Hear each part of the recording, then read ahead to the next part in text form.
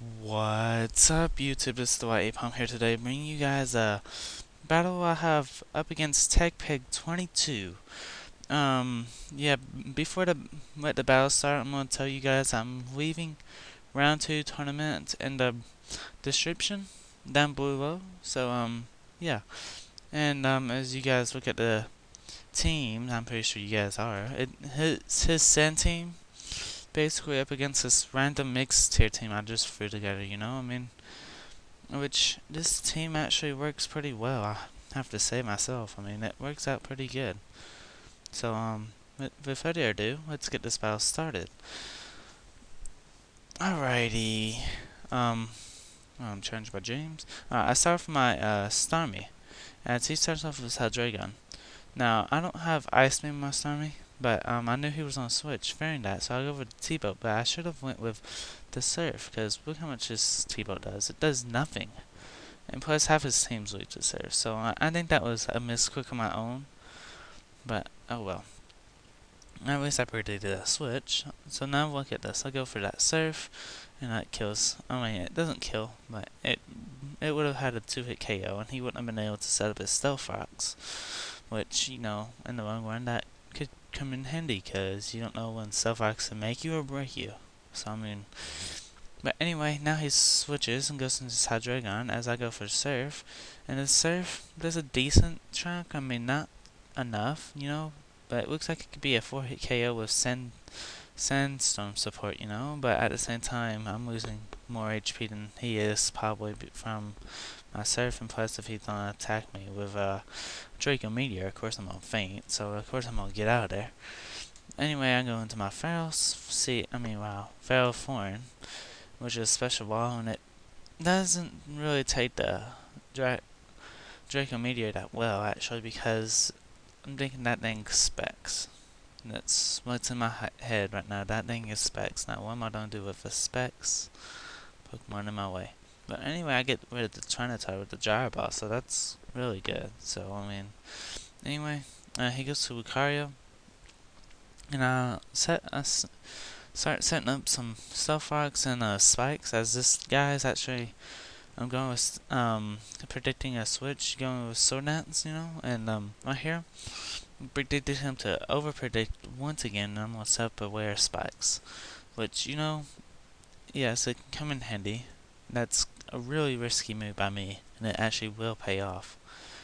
Anyway, now I go to my Darmanitan. I should have went to, my Gengar, but in the long run, I wouldn't have had a special defense drop that I would need to do a bunch of damage to this thing, so I don't know. I mean, I could have went to something else. I mean, I don't know.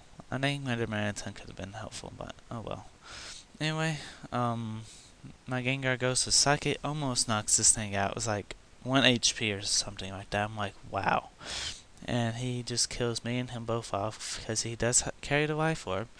So, at least I took down the Lucario that had +2 set up, you know? I mean, now I go into my Starmie on his Gliscor, because, I mean, I didn't know he was going to send out, but, yeah.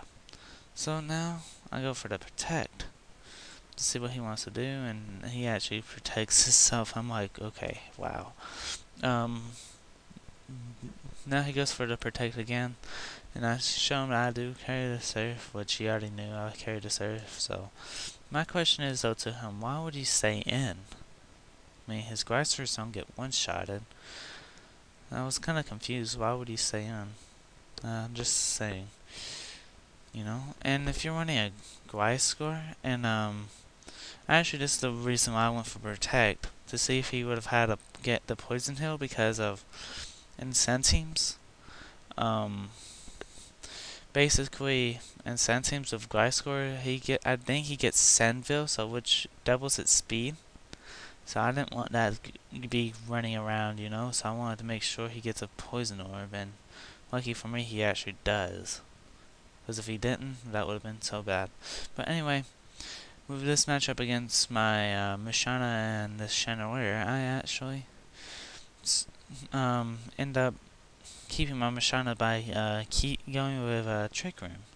And now he switches out to Caesar, which doesn't take the Psychic too well, but he can easily, well, Actually, no, because Sandstorm easily kills me out for my life orb and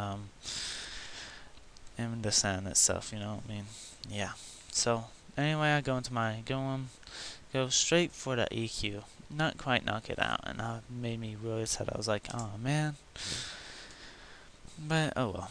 And I almost got knocked at that turn. And I'm like, wow. That was some lucky stuff. And, surprised that you didn't even go for the bullet punch. I guess he's choice banded because but Caesar's not, I guess. I don't know. Or maybe Scarf, I'm not for sure. But anyway, I go for the rock slide on his Hydreigon, and it almost knocks it out. I'm like, dang it. Because now I'm down to my Feral Seed. I mean, why am I saying Feral Seed? It's Ferrothorn. And what I should have done right here is set up one last layer of spikes, and if I would have done that, I'm pretty sure it would have been game for me, and I would have won. But instead, I go for the Gyro Ball and kill this thing off. And this is the reason why I'm saying one more layer of spikes would have definitely helped. Because the Shinra barely lives the Stealth Rocks and spikes that's already set up. Barely. Like, a smudging of health, you know what I mean? Like, wow. But anyway, that's a good game, and I had a whole lot of fun with this battle. Made a few mistakes, but hey, it's still really fun. So guys, thanks for watching, and peace out.